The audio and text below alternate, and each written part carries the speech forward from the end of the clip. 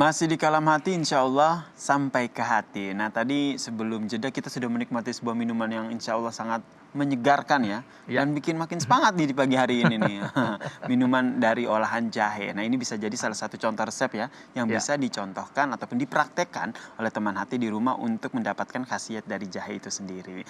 Nah terkait dengan topik kita pada pagi hari ini, Ustadz, ada beberapa pertanyaan nih yang sudah masuk di media sosial di Kalam Hati. Kita bacakan satu di antaranya.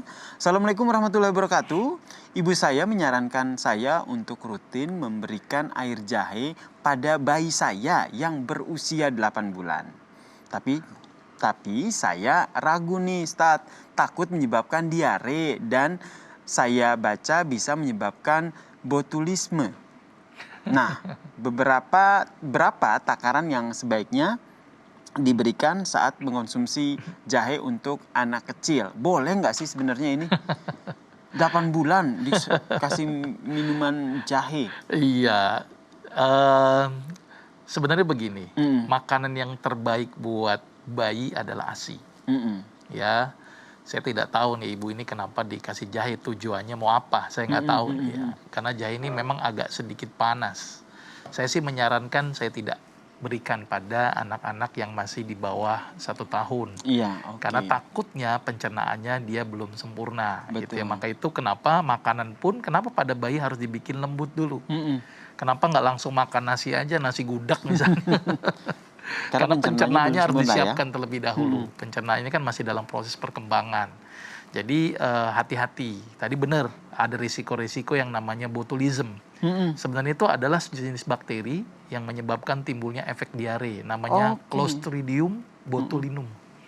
Clostridium botulinum. Jadi jenis bakteri yang menyebabkan timbulnya infeksi. Tidak hanya pada tadi raw material, pada susu yang tidak diproses secara sempurna pun juga akan menyebutkan botulism. Ya, jadi kuman yang namanya Clostridium botulinum yang menyebabkan timbulnya infeksi pada saluran pencernaan. Ya, atau misalnya makanan-makanan yang raw material itu juga harus diwaspadai. Jadi menurut hemat saya pada bayi yang tadi di bawah 8 bulan mendingan ASI ataupun makanan-makanan yang lunak saring yang tidak memperberat fungsi pencernaan. Kalau jahe terlalu panas ya, apalagi kasih cabai, wah kebangetan. Makin panas itu, kasihan. Takutnya malah menzolimi bayinya ya. Iya, berarti sebaiknya nggak usah lah ya, gitu ya. Fokus aja ke makanan MPASI. Iya, betul. Makanya saya tidak tahu ibu ini maksudnya apa dikasih jahe, tujuannya mau apa, saya tidak tahu gitu ya. Tapi yang pasti kan jahe agak panas. Jadi kalau bisa janganlah diberikan pada anak-anak di bawah 1 tahun. Kalau cara mengkonsumsi jahe nih, bisa nggak sih langsung dikonsumsi secara langsung? Bisa saja sih diemut-emut gitu, digigit-gigit, tapi rasanya pedes sekali loh. Pedes. Itu ada efeknya nggak sih kalau seandainya dikonsumsi secara langsung gitu? Selain efek pedes di mulut ya? Yang nggak ada efek secara bermakna pada orang-orang yang dikonsumsi untuk usia dewasa ya. Bahkan untuk mencegah mual dalam perjalanan, daripada konsumsi obat-obatan, mendingan coba dengan ngemut jahe saja, dikunyah-kunyah gitu. Oh, pantas ada permen jahe. Iya benar, permen jahe. Itu anti mual. Jadi ingat untuk anti mual salah satunya dengan jahe tadi. Karena jahe itu ternyata memiliki efek anti mual.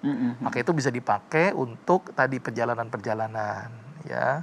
Jadi balik ke pertanyaan tadi, sebaiknya dihindarkanlah penggunaan jahe untuk pada anak-anak di bawah 8 bulan. Oke, jadi baiknya dihindari ya. Iya, kemudian kembali ke cara mengkonsumsi jahe itu sendiri. Iya.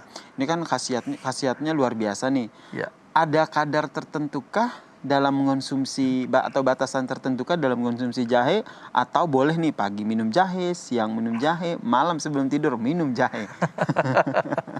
Jangan kebanyakan juga ya, apa-apa jahe. Iya, gitu, karena kan khasiatnya luar biasa, Ustaz. Iya, tapi terus ada kadarnya ya penggunaan jahe. Buat saya pagi dan sore sudah cukup. Pagi dan sore ya? Pagi dan sore sudah cukup, kayak bikin teh gitu ya. Nah, itu dikombinasi dengan jahe. Sudah cukup sehari 2 kali gitu ya. Jangan setiap jam minum jahe. Habis makan minumnya jahe gitu kan. Iya, Gitu jadi ya. ada takarannya lah, artinya jangan terlalu berlebihan. Nah, ukuran jahenya pun juga tadi sudah benar, 2,5 senti atau kurang lebih sekitar 2 jari lah kalau paling mudah ya. Untuk konsumsi 2 jari, dipotong, dikupas, dipotong kecil-kecil, kemudian direbus. Dan Oke. perebusannya pun tadi dari 2 gelas menjadi 1 gelas atau 3 gelas menjadi 1 gelas. Itu cara yang paling mudah, gamparannya seperti itu. Oke. Kemudian jenis-jenis jahe, kan sekarang juga lagi tren jahe merah tuh.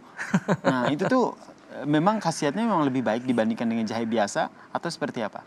Ya, masing-masing jahe itu punya kadar-kadarnya tertentu gitu ya. Yang jahe merah mungkin kadar ini lebih dominan, kalau jahe biasa kadar ini lebih dominan. Nah, saya tidak menguasai dari berbagai jenis jahe. Tetapi secara umum kandungan jahe itu mengandung senyawa alkaloid yang namanya gingerol, Oke. yang memiliki efek-efek tadi antiinflamasi, terus kemudian dia memiliki efek anti mual, terus kemudian dia juga sangat bagus juga untuk melancarkan sirkulasi darah karena juga memiliki efek anti agregasi platelet atau mengencerkan darah kayak gitulah. Jadi untuk jenis jahe sih jelas pasti punya berbeda dari kandungannya, tetapi saya tidak memiliki data secara pasti mana yang lebih bagus antara jahe merah kah apa jahe biasa sana gitu kan. Sama halnya dengan ini bagusan mana sih makan apel sama makan pisang, semuanya bagus Semuanya bagus sebenarnya. ya. Oke. Masing-masing ada perbedaan komponennya saja.